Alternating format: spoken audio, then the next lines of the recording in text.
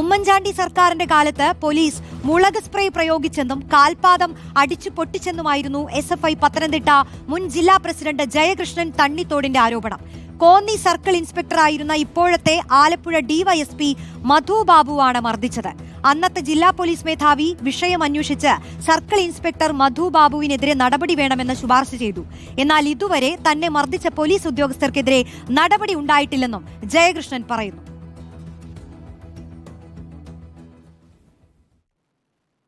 അത് സംഭവിച്ചത് ഞാൻ SFIയുടെ ഭാരവാഹിയായിട്ടിരിക്കുമ്പോൾ കോന്നി കോളേജ് മുഴുവൻ തെരഞ്ഞെടുപ്പ് നടക്കുക. ആ തെരഞ്ഞെടുപ്പ് സമയത്ത് എന്നെ കോന്നിയിൽ നിന്ന് മാറ്റി നിർത്താൻ വേണ്ടി മന്ത്രി അടൂർ പ്രകാശിന്റെ നിർദ്ദേശാനുസരണമാണെന്നാണ് ഞാൻ പിന്നീട് മനസ്സിലാക്കിയത്. എന്നെ വീട്ടിൽ നിന്ന് അറസ്റ്റ് ചെയ്തുകൊണ്ട് പോയി വീട്ടിൽ വെച്ച് വർദ്ധിക്കുന്നു, അമ്മയുടെ മുന്നിലിട്ട് വർദ്ധിക്കുന്നു. അതിനുശേഷം പോലീസ് സ്റ്റേഷനിൽ കൊണ്ടുവന്ന് ബ്രൂട്ടലായി മർദ്ദിക്കുന്നു, കാലിന്റെ വെള്ളയടിച്ചു പൊട്ടിക്കുന്നു, 2 ചെവിയും പൊത്തി അടിച്ചു പൊട്ടിക്കുന്നു, പിന്നെ ബെഞ്ചിലോട്ട് കിടത്തി നമ്മുടെ ലാത്തി കൊണ്ട് പുറത്ത് മുത്തം അടിക്കുന്നു. എന്നിട്ട് എന്നെ അവിടെ മർദ്ദിച്ച് അവശനാക്കി നേരെ എന്റെ പേര് കോന്നി കേസുകളൊന്നും ഇല്ലെന്ന് മനസ്സിലാക്കി നേരെ എന്നെ പത്തനംതിട്ട പോലീസ് സ്റ്റേഷനിൽ കൊണ്ടുവന്നു. പത്തനംതിട്ട ചെല്ലുമ്പോൾ അവിടെയും അപ്പുറത്തെ DYSP ഒക്കെ വന്നപ്പോ ഞാൻ അവശനാണ്. അപ്പൊ അദ്ദേഹം എന്റെ പേര് കേസുണ്ടോന്ന് അവിടെ CIയോട് ചോദിച്ചു. CI പറഞ്ഞു ഇവിടെ എന്റെ പേര് നിലവിൽ കേസുകളൊന്നും ഇല്ല എന്ന് പറഞ്ഞു. അപ്പോ പത്തനംതിട്ട DYSP കോന്നിയിലെ മധുബാബുവിനോട് പറഞ്ഞു, ഇയാളെ ഇവിടെ അറസ്റ്റ് ചെയ്യാൻ കഴിയത്തില്ല, കാരണം ഇയാളുടെ പേരിൽ ഇവിടെ കേസുകളൊന്നുമില്ല. പ്രവീൺ പുരുഷോത്തമൻ നൽകും വിശദാംശങ്ങൾ. പ്രവീൺ, ഈ പിണറായി പോലീസിന്റെ കാലത്താണെങ്കിലും ഉമ്മൻചാണ്ടിയുടെ കാലത്താണെങ്കിലും പോലീസിന് എന്ത് അധികാരമാണുള്ളത് ഇങ്ങനെ ആളുകളെ മർദ്ദിക്കാനും ആക്രമിക്കാനും ഒക്കെ? ജയകൃഷ്ണന്റെ ആരോപണങ്ങൾ അത് ഗുരുതരം തന്നെയാണ്. എന്താണ് അക്കാലത്ത് സംഭവിച്ചത്? ഇപ്പോഴുയരുന്ന ആരോപണങ്ങൾ എന്തൊക്കെയാണ്?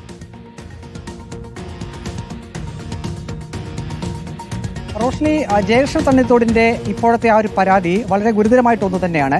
2012 ഒക്ടോബറിൽ അന്ന് UDF സർക്കാരിന്റെ കാലത്താണ് തനിക്ക് ക്രൂരമായിട്ടുള്ള പോലീസിന്റെ ലോക്കപ്പ് മർദ്ദനം ഏൽക്കേണ്ടി വന്നതെന്ന് ജയകൃഷ്ണൻ തണ്ണിത്തോട് പറയുന്നു. 2012 ഒക്ടോബറിൽ ഈ സംഭവം നടക്കുന്നു. പിന്നീട് നിരന്തരം ജയകൃഷ്ണൻ തണ്ണിത്തോട് ഉന്നത പോലീസ് ഉദ്യോഗസ്ഥർക്കൊക്കെ ഇത് സംബന്ധിച്ച് പരാതി നൽകുന്നു. ഒടുവിൽ 2016 ഒന്നാം പിണറായി വിജയൻ സർക്കാർ അധികാരമേറ്റതിന് ശേഷം അന്ന് ജില്ലാ പോലീസ് മേധാവി ഈ ഒരു വിഷയം അന്വേഷിക്കുന്നു. അദ്ദേഹത്തിന്റെ അന്വേഷണത്തിൽ അന്ന് കോന്നിയിൽ സർക്കിൾ ഇൻസ്പെക്ടറായിരുന്ന മധുബാബു അദ്ദേഹം ഒരു കുറ്റം ചെയ്തതായി തന്നെ കണ്ടെത്തി. അത്തരത്തിലുള്ള ഒരു റിപ്പോർട്ടാണ് അദ്ദേഹം അന്ന് ജില്ലാ പോലീസ് മേധാവി സർക്കാരിലേക്ക് സമർപ്പിച്ചത്. പക്ഷേ ആ റിപ്പോർട്ടിന്മേൽ ഒരു നടപടിയും അന്ന് സർക്കിൾ ഇൻസ്പെക്ടർ ആയിരുന്ന ഈ മധുബാബുവിനെതിരെ ഉണ്ടായില്ല എന്നുള്ളതാണ് വാസ്തവം. ഇപ്പോൾ അദ്ദേഹം ആലപ്പുഴയിൽ DYSP ആയി തുടരുകയാണ്. അന്ന് തണ്ണിത്തോട് എന്ന സ്ഥലത്ത് നിന്നും ഈ കോന്നി സർക്കിൾ ഇൻസ്പെക്ടർ ആയിരുന്ന മധുബാബു ജയകൃഷ്ണൻ തണ്ണിത്തോടിനെ കസ്റ്റഡിയിലെടുക്കുന്നു. വീട്ടിൽ നിന്നാണ് കസ്റ്റഡിയിലെടുത്തത്. സ്വന്തം അമ്മയുടെ മുന്നിൽ വെച്ച് തന്നെ മർദ്ദനമേറ്റു എന്നാണ് ജയകൃഷ്ണൻ തണ്ണിത്തോട് പറയുന്നത്. പിന്നീട്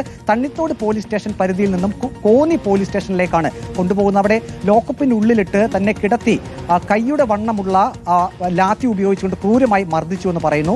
കണ്ണിലും ദേഹത്തുമെല്ലാം മുളക് സ്പ്രേ അടിച്ചു. അങ്ങനെ ക്രൂരമായിട്ടുള്ള മർദ്ദനത്തിന് താൻ ഇരയായി. പിന്നീട് 3 മാസത്തോളം ജയിൽവാസം ജയിലിലും കഴിയേണ്ടി വന്നു.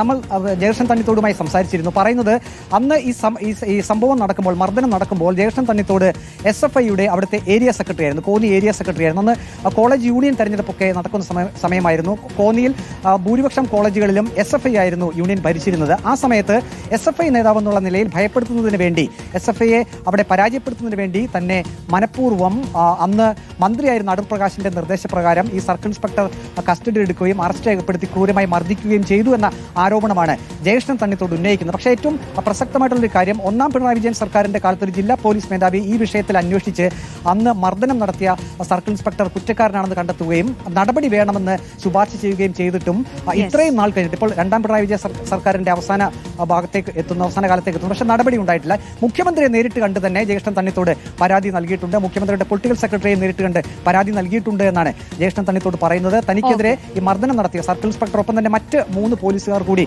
ഉണ്ടായിരുന്നു എന്നാണ് പറയുന്നത്. അങ്ങനെ തന്നെ മർദ്ദിച്ച എല്ലാ പോലീസുകാർക്കെതിരെയും കർശനമായിട്ടുള്ള നടപടി വേണമെന്നാണ് ജയകൃഷ്ണൻ തണ്ണിത്തോട് ഇപ്പോൾ ആവശ്യപ്പെട്ടിരിക്കുന്നത്.